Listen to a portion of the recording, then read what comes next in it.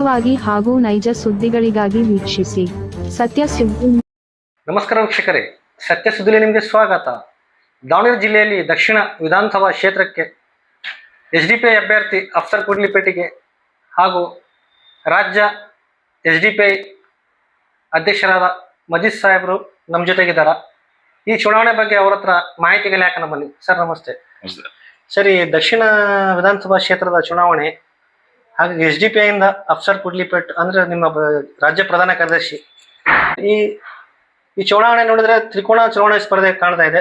ಹಾಗೂ ಈ ಕ್ಷೇತ್ರದಲ್ಲಿ ಅಲ್ಪಸಂಖ್ಯಾತ ಮತ 80,000 ಮೇಲೆ ಇದೆ ಅಂತ ಆಲ್ರೆಡಿ ಇವರು ಅಲ್ಪಸಂಖ್ಯಾತರು ಕಾಂಗ್ರೆಸ್ಸಿಂದ ಟಿಕೆಟ್ ಕೇಳಿದ್ರು. ವಿರೋಧ ಎಲ್ಲಿ ಕಾಣ್ತಾ ಇದೆ? ನಿಮ್ಮ ಅಭ್ಯರ್ಥಿಗೆ ಇಲ್ಲಿ ಎಷ್ಟರ ಮಟ್ಟಿಗೆ ಅನುಕೂಲ ಆಗಂತ ಕೇಳ್ತು ಸರ್. ನೋಡಿ, ಇಲ್ಲಿ ದಕ್ಷಿಣ ವಿಧಾನಸಭಾ ಕ್ಷೇತ್ರ ಏನಿದೆ, ಹಲವಾರು ವರ್ಷಗಳಿಂದ ಒಂದೇ ಕುಟುಂಬದ ಹಿಡಿತದಲ್ಲಿದೆ. ಇಲ್ಲಿ ಅಲ್ಪಸಂಖ್ಯಾತರು ಕಾಂಗ್ರೆಸ್ ಪಕ್ಷದಲ್ಲಿ ಯಾಕೆ ಟಿಕೆಟ್ ಕೇಳಿದ್ರು ಅಂತ ಹೇಳಿದ್ರೆ ಅದಕ್ಕೆ ಎರಡು ಕಾರಣಗಳಿದೆ.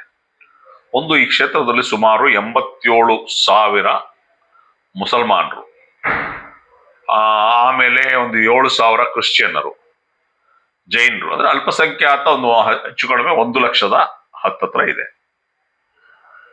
ಅಂದ್ರೆ 40% ಇದೆ. ಅಲ್ಪಸಂಖ್ಯಾತರು ಒಂದು 10-15%, 20% ಇದ್ರು ಕೂಡ ಅಲ್ಲಿ ಅಲ್ಪಸಂಖ್ಯಾತರಿಗೆ ಯಾವುದೇ ಪಕ್ಷದಲ್ಲಿ ಗೆಲ್ಲಲಿಕ್ಕೆ ಕಷ್ಟ. ಬಟ್ 40% ಇರುವ ಕಡೆ ಸುಲಭ. ಅಂದ್ರೆ 40% ಇವರ ಓಟು ಪ್ಲಸ್ ಅಹಿಂದ ವರ್ಗಗಳ ಓಟು ಅದು ತಗೊಂಡ್ರೆ ಗೆಲ್ಲಲಿಕ್ಕೆ ಈಸಿ ಆಗ್ತದೆ.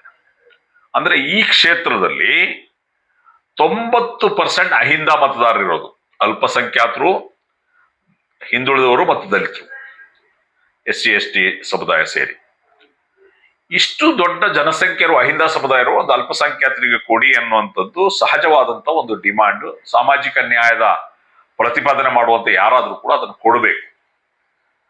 ಕಾಂಗ್ರೆಸ್ ಪಕ್ಷ ಮತ್ತೆ ಇನ್ನೊಂದು ಏನು ಅಂತಂದ್ರೆ, ಶಾಮನೂರು ಶಿವಶಂಕರವರು ಬದುಕಿರ್ಬೇಕಾದ್ರೆ ಇದು ನನ್ನ ಕೊನೆ ಚುನಾವಣೆ, ನೆಕ್ಸ್ಟ್ ಮುಂದಿನ ಚುನಾವಣೆಯಲ್ಲಿ ನಾನು ಅಲ್ಪಸಂಖ್ಯಾತರೊಬ್ಬರನ್ನ ನಿಲ್ಲಿಸಿ ಗೆಲ್ಲಿಸ್ಕೊಡ್ತೀನಿ ಅನ್ನುವಂತ ಒಂದು ಮಾತನ್ನು ಕೂಡ ಹೇಳಿದ್ರು.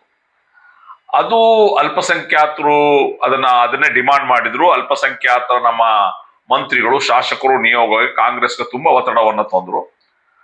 ಆದ್ರೂ ಕೂಡ ಕಾಂಗ್ರೆಸ್ ಪಕ್ಷ ಯಾವುದೇ ಮಣೆ ಹಾಕ್ಲಿಲ್ಲ. ಮಣೆ ಹಾಕದೆ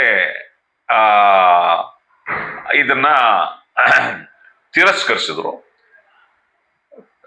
ತಿರಸ್ಕರಿಸಿದ ಕಾರಣ ಜನ ತುಂಬಾ ಬೇಸರ ಆದ್ರು. ಅದಲ್ಲದೆ ಏನು ಸುರ್ಜೇವಾಲ ಇರ್ಬೋದು, ಇವರೆಲ್ಲ ಮುಸಲ್ಮಾನರ ಉಲಮಾಗಳ ಬಗ್ಗೆ ಸ್ವಲ್ಪ ಹಗುರವಾಗಿ ಮಾತಾಡಿದ್ದಾರೆ. ಆ ಕಾರಣಕ್ಕೆ ಏನಾಗಿದೆ, ತುಂಬಾನೇ ಒಂದು ಏನ್ ಹೇಳ್ತಾರೆ ಅಸಮಾಧಾನ ಈ ಕ್ಷೇತ್ರದಲ್ಲಿದೆ. ನಮಗೆ ಇಷ್ಟು ಜನಸಂಖ್ಯೆ ಇದ್ದು ಒಂದು ಟಿಕೆಟ್ ಕೊಡ್ಲಿಲ್ವಲ್ಲ ಅಂತ ಆ ಅಸಮಾಧಾನ ಕಾರಣಕ್ಕಾಗಿರ್ತದೆ. ಹೆಚ್ಚು ಕಡಿಮೆ ಎಲ್ಲ ಬಂಡಾಯ ಅದು ಇದು ಆಗಿರುವಂಥದ್ದು. ಈ ಸಂದರ್ಭದಲ್ಲಿ social democratic party of India ನಾವು ಕಳೆದ ಬಾರಿಯ ಚುನಾವಣೆಯಲ್ಲೂ ಕೂಡ ನಾವಿಲ್ಲಿ ಸ್ಪರ್ಧೆ ಮಾಡಿದ್ವಿ. ಈ ಬಾರಿ ಕೂಡ ನಾವು ಸ್ಪರ್ಧೆ ಮಾಡಿದ್ವಿ. ಈ ಬಾರಿ ನಾವು ಇಲ್ಲಿ ಸ್ಥಳೀಯರ ಡಿಮಾಂಡು, ನಮ್ಮ ಪಕ್ಷದ ಕಾರ್ಯಕರ್ತರು, ನಮ್ಗ ವೆಲ್ ವಿಷರ್ಸ್, ಅದೇ ರೀತಿ ಕಳೆದ ಬಾರಿಯ ಕ್ಯಾಂಡಿಡೇಟ್ ಇಸ್ಮಾಯಿಲ್ ಜಬೀವುಲ್ಲಾ ಇವರೆಲ್ಲ ಏನ್ ಡಿಮಾಂಡ್ ಮಾಡಿದ್ರು ಅಂದ್ರೆ, ಈ ಬಾರಿಯ ನಮಗೆ ಉತ್ತಮ ಕ್ಯಾಂಡಿಡೇಟ್ ಅನ್ನ ಕೊಡಬೇಕು, ಸ್ಟೇಟ್ ಲೆವೆಲ್ ಲೀಡರ್ನ ಕೊಡಬೇಕು, ಒಳ್ಳೆ ಜ್ಞಾನ ಇರುವಂತಹ ವಿಚಾರವಂತರನ್ನ ಕೊಡಬೇಕು ಅನ್ನೋದು ಕೇಳಿದ ಹಾಗೆ ನಾವೇನ್ ಮಾಡಿದ್ವಿ, ನಮ್ಮ ಪಕ್ಷದ ಪ್ರಧಾನ ಕಾರ್ಯದರ್ಶಿ ಅಫ್ಸರ್ ಕುಡ್ಲಿಪೇಟೆ ವಿಚಾರವಂತರು, ವಿದ್ಯಾವಂತರು, ಕಳೆದ 20 ವರ್ಷದಲ್ಲಿ ಸಾಮಾಜಿಕ ರಂಗದಲ್ಲಿದ್ದಾರೆ. ಕರ್ನಾಟಕದ ನಾಡು, ನುಡಿ, ನೆಲ, ಜಲ, ಇಲ್ಲಿನ ಸಮಸ್ಯೆಗಳು ಎಲ್ಲವನ್ನ ಬಲ್ಲವರು, ಪ್ರಖರ ವಾಗ್ಮಿ, ಹಲವು ಭಾಷೆಗಳನ್ನ ಬಲ್ಲವರು, ಮತ್ತು ದಾವಣಗೆರೆಯಲ್ಲಿ ಇನ್ಚಾರ್ಜ್ ಆಗಿದ್ರು. ದಾವಣಗೆರೆ ಹಲವಾರು ಸಮಸ್ಯೆಗಳಿಗೆ ಅವ್ರು ಸ್ಪಂದಿಸಿದ್ದಾರೆ. ಈ ಎಲ್ಲ ಕಾರಣಕ್ಕೆ ನಾವು ಅಫ್ಸರ್ ಕುಡ್ಲಿಪೇಟೆ ಅವ್ರನ್ನ ಇಲ್ಲಿನ ಒಂದು ಅಭ್ಯರ್ಥಿಯಾಗಿ ಮಾಡೋದು, ಅಂದ್ರೆ ಒಬ್ಬ ಸಮರ್ಥವಾದಂತ ಮೆಚುರಿಟಿ ಇರುವಂತ ಅಭ್ಯರ್ಥಿ ಬೇಕು ಅನ್ನೋದು ಕಾರಣಕ್ಕೆ ಅವ್ರನ್ನ ನಾವು ಫೀಲ್ಡ್ ಮಾಡಿದ್ವಿ. ಆ ನಂತರ ನಮ್ಗೆ ತುಂಬಾ ಪಾಸಿಟಿವ್ ಆಗಿದೆ ಕ್ಷೇತ್ರ. ಅಂದ್ರೆ ಸಾದಿಕ್ ಪೈಲ್ವಾನ್ ಕಣದಲ್ಲಿ ಇರುವವರೆಗೂ ಸ್ವಲ್ಪ ಗೊಂದಲಗಳಿತ್ತು. ಇಲ್ಲಿ ಸಾದಿಕ್ ಪೈಲ್ವಾನ್ ಕೂಡ ಇದ್ರು, ಮತ್ತೆ ಅದೇ ರೀತಿ SDPI ಇದೆ ಅಂತ ಹೇಳ್ಕೊಂಡಿತ್ತು. ಹಾಗಾಗಿ ಈಗ MIM ಕೂಡ ಸ್ಪರ್ಧೆ ಮಾಡ್ತದೆ ಇದ್ದು, MIM ಸ್ಪರ್ಧೆ ಮಾಡಲಿಲ್ಲ. ಅದೇ ರೀತಿ CM ಇಬ್ರಾಹಿಂ ಅವರು ಕೂಡ ಸ್ಪರ್ಧೆ ಮಾಡ್ತಾರೆ ಅಂತ ಒಂದು ಚರ್ಚೆ ಇತ್ತು, ಅವರು ಮಾಡಲಿಲ್ಲ. ಸಾದಿಕ್ ಪೈಲ್ವಾನ್, ಇದೆಲ್ಲವೂ ಕೂಡ ನಮಗೆ SDPIಗೆ ಒಂದು ಒಳ್ಳೆ ಅವಕಾಶಗಳಾಗಿ ದೊರೆತಿದೆ.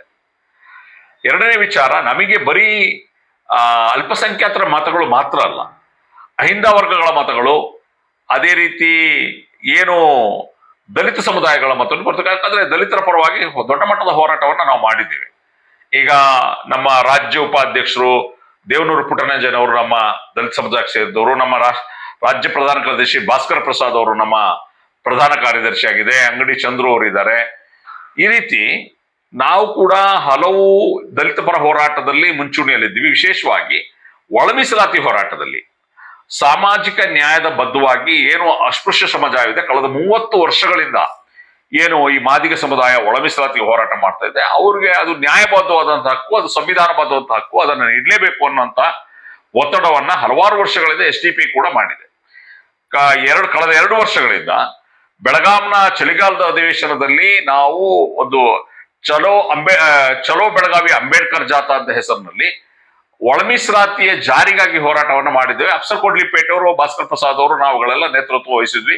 ಮುಂಚೂಣಿಯಲ್ಲಿ ಅಫ್ಸರ್ ಕೊಡ್ಲಿಪೇಟೆ ಅವರು ನಿಂತಿದ್ರು. ಹಾಗಾಗಿ ಏನು ಮಾದಿಗ ಸಮುದಾಯದ 30 ವರ್ಷ ಅಂದ್ರೆ ಎಡ ಸಮುದಾಯದ 30 ವರ್ಷದ ಹೋರಾಟ ಏನಿದೆ, ಆ ಹೋರಾಟಕ್ಕೆ ಪೂರಕವಾಗಿ SDP ನಿಂತಿರೋ ಕಾರಣ, ಅವರ ಬೆಂಬಲಕ್ಕೆ ನಿಂತಿರೋ ಕಾರಣ ಹೋರಾಟವನ್ನು ಅಂದ್ರೆ ಮಾದಿಗ ಏನು ಚಳುವಳಿ ಅಂದ್ರೆ ಈ ಒಳ ಮೀಸಲಾತಿ ಚಳುವಳಿ ಇಷ್ಟು ತೀವ್ರ ಮಟ್ಟಕ್ಕೆ ಬರುವುದಕ್ಕಿಂತ ಮುಂಚೆನೆ SDP ಈ ವಿಷಯವನ್ನ ಕೈಗೆತ್ತಿಕೊಂಡಿದೆ.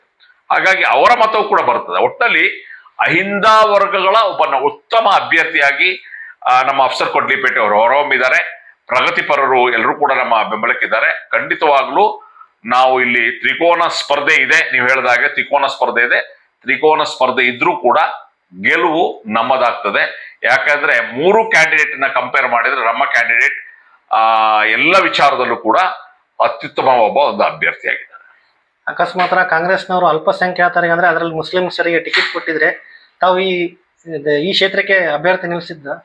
ಇಲ್ಲ, ಆ ಪ್ರಶ್ನೆ ನಮಗೆ ಬರಲ್ಲ. ಬಟ್ ಅದು ನಾವು ಚರ್ಚಾ ವಿಷಯ. ಯಾಕಂದ್ರೆ ಕಳೆದ ಬಾರಿ ಕೂಡ ನಾವು ನಮ್ಮ ಕ್ಯಾಂಡಿಡೇಟ್ ಇಲ್ಲಿ ಹಾಕಿದ್ವಿ. ಅದು ಆ ಸಂದರ್ಭದಲ್ಲಿ ನಾವು ಯೋಚನೆ ಮಾಡ್ತಿದ್ವಿ. ಕ್ಯಾಂಡಿಡೇಟ್ ಅದು ಕೊಟ್ಟಾದಂತ ಸಂದರ್ಭದಲ್ಲಿ ಏನು ನಮಗೆ ಅಲ್ಪಸಂಖ್ಯಾತರ ನಾಯಕರು, ನಮ್ಮ ಧಾರ್ಮಿಕ ಗುರುಗಳು ಬಂದು ನಮ್ಮ ಹತ್ರ ಎಲ್ಲ ಮಾತಾಡಿದ್ರೆ ಆ ಸಂದರ್ಭದಲ್ಲಿ ನಾವು ಕನ್ಸಿಡರ್ ಮಾಡ್ತಿದ್ವೇನೋ. ಅದ್ರ ಬಗ್ಗೆ ಏನು ಕೊಡದೇ ಇರೋ ಕಾರಣ ಅದ್ರ ಬಗ್ಗೆ ಏನು ಚರ್ಚೆ ಇರಲ್ಲ. ಈಗ ಕಣದಾಗ ಇನ್ನು 3-4 ಅಭ್ಯರ್ಥಿ ಕ್ಯಾನ್ವಸ್ ಜೋರಿದೆ. CM ಇಬ್ರಾಹಿಂ ಜೊತೆಗ ಬರ್ತಾ ಇದಾರೆ. ಬಟ್ ಇನ್ನೊಬ್ರು ಸೈಯದ್ ಡಿ ಅವ್ರು ರಿಯಾಜ್ ಇದಾರ. ಸೊ ಇಲ್ಲಿ ಅಲ್ಪಸಂಖ್ಯಾತರ ಅಂದ್ರೆ ಮುಸ್ಲಿಮ್ಸ್ ಮತ ವಿಭಜನೆ ಆಗಲ್ಲ ಇಲ್ಲಿ? ಇಲ್ಲ, ಖಂಡಿತ ಆಗಲ್ಲ. ಯಾಕಂದ್ರೆ ಈ ಯಾರು ಸ್ವಲ್ಪ ಇಂಡಿಪೆಂಡೆಂಟ್ ಕ್ಯಾಂಡಿಡೇಟ್ ಹಾಕಿದ್ದಾರೆ ಅವರು ಕೂಡ ಏನು ಅಂತ ಹೇಳಿದ್ರೆ ಒಂದು ಫ್ರಸ್ಟ್ರೇಷನ್ ಇತ್ತು. ಇಲ್ಲಿ ಕಾಂಗ್ರೆಸ್ ಅನ್ಯಾಯ ಮಾಡ್ತು ಅನ್ನೋ ಕಾರಣಕ್ಕೆ ಕ್ಯಾಂಡಿಡೇಟ್ಸ್ ಹಾಕಿದ್ದಾರೆ. ಪ್ರಜಾಪ್ರಭುತ್ವ ವ್ಯವಸ್ಥೆಯಲ್ಲಿ ಎಲ್ರಿಗೂ ಕೂಡ ಹಕ್ಕಿದೆ. ಅದರಲ್ಲಿ ಏನು 7-8 ಜನ ಇದ್ದಾರೆ. ಎಲ್ಲರ ಹತ್ರನೂ ಕೂಡ ನಾವು ಮಾತಾಡ್ತಾ ಇದ್ದೀವಿ. ನಮ್ಮ ಕ್ಯಾಂಡಿಡೇಟ್ ಇರ್ಬೋದು, ಬೇರೆಯವರು ಇರ್ಬೋದು, ಮಾತಾಡ್ತಾ ಇದ್ದಾರೆ. ಅದರಲ್ಲಿ ಕೆಲವರು ನಮಗೆ ಬೆಂಬಲವನ್ನ ಕೊಡ್ತೀವಿ ಅಂತ ಒಪ್ಕೊಂಡಿದ್ದಾರೆ. ಮುಂದಿನ ದಿನಗಳಲ್ಲಿ ನಾವು ನೋಡ್ತೀವಿ. ನಾವು ಎಲ್ಲರನ್ನ ವಿಶ್ವಾಸಕ್ಕೆ ತೆಗೆದುಕೊಂಡು ನಾವು CM ಇಬ್ರಾಹಿಂ ಅವರು ಹೋದ್ರೆ ನಾನು ಮಾತಾಡಿದೆ, ನಿಮ್ಮ ಕ್ಯಾಂಡಿಡೇಟ್ ಏನಿದ್ದಾರೆ ಅದನ್ನ ಸ್ವಲ್ಪ ವಿತ್ಡ್ರಾ ಮಾಡಿಸ್ಬಿಟ್ಟು ನಮಗೆ ನೀವು ಬೆಂಬಲ ಕೊಡಿ. ನಮ್ದೊಂದು ಅಂದ್ರೆ ಕರ್ನಾಟಕ ರಾಜ್ಯದಲ್ಲಿ ಎಲ್ಲ ಕಡೆ ಇರುವಂತ ಪಾರ್ಟಿ ಮುಂದೆ ಏನು ಅವರು ಏನು ಪರ್ಯಾಯ ರಾಜಕಾರಣ ಅಥವಾ ಥರ್ಡ್ ಫ್ರಂಟ್ ಏನು ಹೋರಾಟ ಮಾಡ್ತಾರೆ, ಥರ್ಡ್ ಫ್ರಂಟ್ಗೆ ನಾವು ಕೂಡ ಮುಂದಿನ ದಿನಗಳಲ್ಲಿ ಬೆಂಬಲ ಕೊಡ್ಬೋದೇನೋ. ಹಾಗಾಗಿ ಅವ್ರನ್ನ ವಿಥಲ್ಡ್ ಮಾಡಿ ಅಥವಾ ವಾಪಸ್ ಮಾಡಿ ನ್ಯೂಟ್ರಲ್ ಮಾಡಿ ನಮಗೆ ಬೆಂಬಲ ಕೊಡ್ಲಿಕ್ಕೆ ಹೋಗಿ ಅವ್ರ ನೆಕ್ಸ್ಟ್ ಕಾರ್ಪೊರೇಷನ್ ಎಲೆಕ್ಷನ್ ಏನಾದ್ರು ನಿಲ್ಲೋದಾದ್ರೆ ನಾವು ಬೆಂಬಲ ಕೊಡ್ತೀವಿ ಅಂತ ನಾನು ಮಾತಾಡಿದ್ದೇನೆ. ನೋಡುವ ಏನಾಗ್ತದೆ ಅಂತ ಹೇಳ್ಕೊಂಡು. ನಿಮ್ಮ ಚುನಾವಣೆ ಪ್ರಚಾರಕ್ಕೆ AIMIM ಅಸದುದ್ದೀನ್ ಓವೈಸಿ ಬರ್ತಾರಂತ ಮಾಹಿತಿ ಇದೆ. ಅದು ಬರ್ತಾರಾ ಅಥವಾ ಇಲ್ಲ ಅಂತ ಸರ್? ಇಲ್ಲ, ಆ ಪ್ರಯತ್ನಗಳು ಮೋಸ್ಟ್ಲಿ ನಮ್ಮ ರಾಷ್ಟ್ರೀಯ ನಾಯಕರುಗಳು ಪ್ರಯತ್ನ ಪಡ್ತಾ ಇರ್ಬೋದು. ಯಾಕಂದ್ರೆ ಅಲ್ಲಿ ಅಸ್ಸಾಂನಲ್ಲಿ ಕೂಡ ಅವರು ಕ್ಯಾಂಡಿಡೇಟ್ ಹಾಕ್ತಾ ಇದ್ದಾರೆ. ಅಸ್ಸಾಂನಲ್ಲಿ ಅವರು ಮತ್ತೆ ಬದ್ರುದ್ದೀನ್ ಅಜ್ಮಲ್ ಅವರು ಒಂದಾಗಿ ಅಸ್ಸಾಂನಲ್ಲಿ ಅವರು ಚುನಾವಣೆ ಸ್ಪರ್ಧೆ ಮಾಡ್ತಾ ಇದ್ದಾರೆ. ನಾವು ಅಸ್ಸಾಂನಲ್ಲಿ ಈ ಬಾರಿ ನಾವು ಕ್ಯಾಂಡಿಡೇಟ್ ಹಾಕ್ತಾ ಇಲ್ಲ. ಈ ಎಲ್ಲ ವಿಚಾರಗಳು ಕೂಡ ಇದೆ. ಅಲ್ಲೂ ಕೂಡ ನಾವು ಏನು ಅಲಯನ್ಸ್ ಅಥವಾ ಡಿಸ್ಕಷನ್ ಇದೆ. ಹಾಗಾಗಿ ನಮ್ಮ ರಾಷ್ಟ್ರೀಯ ನಾಯಕರು ಬಹುಶಃ ಪ್ರಯತ್ನ ಪಡ್ತಾ ಇರ್ಬೋದು. ಇನ್ನೂ ಕೂಡ ಕನ್ಫರ್ಮ್ ಆಗಿಲ್ಲ. ಆದ್ರೆ ಸ್ಥಳೀಯ ಮಟ್ಟದಲ್ಲಿ ಇಲ್ಲಿನ ಜಿಲ್ಲಾ ನಾಯಕರುಗಳೇನಿದ್ದಾರೆ ಆ ಜಿಲ್ಲಾ ನಾಯಕರುಗಳನ್ನ ನಮ್ಮ ಅಭ್ಯರ್ಥಿ ಮತ್ತು ಉಳಿದವರೆಲ್ಲ ಲೀಡರ್ಸ್ಗಳು ಹೋಗಿ ಭೇಟಿಯಾಗಿದ್ದಾರೆ. ಅವರ ಬೆಂಬಲವನ್ನ ಕೋರಿದ್ದಾರೆ. SDP ಪಕ್ಷದಿಂದ ಸ್ಟಾರ್ ಪ್ರಚಾರಕರು ರಾಜ್ಯದ ಯಾರು ಬರ್ತಾ ಇದಾರಂತ? ಆಲ್ರೆಡಿ ಈಗ ನೋಡಿ, ನಾನು ಪಕ್ಷದ ರಾಜ್ಯಾಧ್ಯಕ್ಷನಾಗಿ ನಾನು ಆಲ್ರೆಡಿ ಇಲ್ಲಿ ಇದ್ದೇನೆ. ಆಲ್ರೆಡಿ ನಮ್ಮ ರಾಜ್ಯ ಉಪಾಧ್ಯಕ್ಷರಾದಂತಹ ನಮ್ಮ ಅಬ್ದುಲ್ ಹನ್ನಾನ್ ರವರು ಇಲ್ಲೇ ಇದ್ದಾರೆ. ಅದೇ ರೀತಿ ನಮ್ಮ BBMP health committee chairman Mujahid Pasha ಅವರು ಕೂಡ ನೆಕ್ಸ್ಟ್ ಜಾಯ್ನ್ ಆಗ್ತಾರೆ. ನಮ್ಮ ರಾಜ್ಯ ಪ್ರಧಾನ ಕಾರ್ಯದರ್ಶಿ ಅಂತ ಭಾಸ್ಕರ್ ಪ್ರಸಾದ್ ಅವರು ಕೂಡ ಮುಂದಿನ ದಿನಗಳಲ್ಲಿ ನಮ್ಮ ಜೊತೆ ಜಾಯ್ನ್ ಆಗ್ತಾರೆ. ಸರ್, ಕೊನೆಯದಾಗಿ ದಾವಣಗೆರೆ ದಕ್ಷಿಣ ಕ್ಷೇತ್ರದ ಮತದಾರರಿಗೆ ಏನ್ ಹೇಳಕ್ಕೆ ಇಷ್ಟಪಡ್ತೀವಿ? ನೋಡಿ, ದಾವಣಗೆರೆ ದಕ್ಷಿಣ ವಿಧಾನಸಭಾ ಕ್ಷೇತ್ರದ ಮತದಾರರಿಗೆ ಏನು ಒಂದು ಕುಟುಂಬದ ಒಂದು ಪಾರುಪತ್ಯ ಇದೆ ಈ ಕ್ಷೇತ್ರದಲ್ಲಿ. ಅಂದ್ರೆ ಪ್ರಜಾಪ್ರಭುತ್ವ ವ್ಯವಸ್ಥೆಯಲ್ಲಿ ಬೇರೆಯವರಿಗೆ ಯಾರಿಗೂ ಅವಕಾಶನೇ ಇಲ್ವಾ? ಅಹಿಂದ ವರ್ಗಗಳಿಗೆ, ಯುವಕರಿಗೆ, ಬೇರೆ ಬೇರೆಯವರಿಗೆ ಏನು ಅವಕಾಶಗಳೇ ಇಲ್ವಾ? ಒಂದೇ ಕುಟುಂಬ, ಈಗ ಅವರ ಕುಟುಂಬದಲ್ಲಿ ಒಬ್ರು ಮೆಂಬರ್ ಆಫ್ ಪಾರ್ಲಿಮೆಂಟ್ ಆಗಿದ್ದಾರೆ, ಒಬ್ರು ಒಂದು ಕ್ಷೇತ್ರದಲ್ಲಿ MLA ಆಗಿ ಮಿನಿಸ್ಟರ್ ಆಗಿದ್ದಾರೆ. ಅದೇ ಕುಟುಂಬಕ್ಕೆ ಸಿಗ್ಬೇಕು ಅಂತ ಏನು ಬೇರೆಯವ್ರಿಗೆ ಅವಕಾಶ ಇಲ್ವಾ? ಹಾಗಾಗಿ ಈ ಬಾರಿ ಬೇರೆಯವ್ರಿಗೆ ಅವಕಾಶ ಮಾಡಿಕೊಡಿ. ಇನ್ನೇನು ಅಂತಂದ್ರೆ, ನಿಮಗೆ ಕ್ಯಾಂಡಿಡೇಟ್ ಬಹಳ ಮುಖ್ಯ. 10-20 ವರ್ಷದ ಒಂದು ಹೋರಾಟದ ಇತಿಹಾಸ ಇದೆ, ಚಳುವಳಿಯ ಇತಿಹಾಸ ಇದೆ, ವಿದ್ಯಾವಂತರಿದ್ದಾರೆ, ವಿಚಾರವಂತರಿದ್ದಾರೆ. ಇದು ಕೂಡ ಆಗ್ತದೆ. ಮತ್ತು ಕಷ್ಟದ ಸಂದರ್ಭದಲ್ಲಿ ನಿಮಗೆ ನೆರವಾಗ್ತಾರೆ, ನಿಮ್ಮ ಎಲ್ಲಾ ಸಮಸ್ಯೆಗಳಿಗೆ ಧ್ವನಿ ಆಗ್ತಾರೆ ವಿಧಾನಸೌಧದಲ್ಲಿ. ಅಂತಹ ಕ್ಯಾಂಡಿಡೇಟ್ ಅನ್ನು ನಾವು ಕೊಟ್ಟಿದ್ವಿ. ಮತ್ತು ಇಷ್ಟು ವರ್ಷ ಇವರು ಆಳ್ವಿಕೆ ಮಾಡಿದ್ರು ಕೂಡ ಸಾಕಷ್ಟು ಸಮಸ್ಯೆ ಇದೆ ಇಲ್ಲಿ. ಏನು ಸೌತ್ ಕಾನ್ಸ್ಟಿಟ್ಯೂನ್ಸಿಲಿ ಸಾಕಷ್ಟು ಸಮಸ್ಯೆಗಳಿದೆ. ಆ ಎಲ್ಲ ಸಮಸ್ಯೆಗಳನ್ನ ಬಗೆಹರಿಸಬಲ್ಲ ಒಬ್ಬ ಅತ್ಯುತ್ತಮ ನಾಯಕ ಅಫ್ಸರ್ ಕೊಡ್ಲಿಪೇಟೆ. ಹಾಗಾಗಿ ಅವರ ಕುಕ್ಕರ್ ಗುರುತು ಸೀರಿಯಲ್ ನಂಬರ್ 4 ಕುಕ್ಕರ್ ಗುರುತಿಗೆ ನಿಮ್ಮ ಮತವನ್ನ ಕೊಟ್ಟು ಅಭೂತಪೂರ್ವವಾಗಿ ಅವ್ರನ್ನ ಗೆಲ್ಲಿಸಿ ಅಂತ ಹೇಳಿ ಮನವಿಯನ್ನ ಮಾಡ್ಕೊಳ್ತೇನೆ. ಇಷ್ಟೊಂದು ನಿಮಗೆ ನಮ್ಮ ವಾಹಿನಿ ಜೊತೆಗೆ ಮಾತನಾಡಿದ್ದ SDPI ರಾಜ್ಯಾಧ್ಯಕ್ಷರಾದ ಮಜೀದ್ ಸಾಹೇಬರಿಗೆ ಧನ್ಯವಾದಗಳು.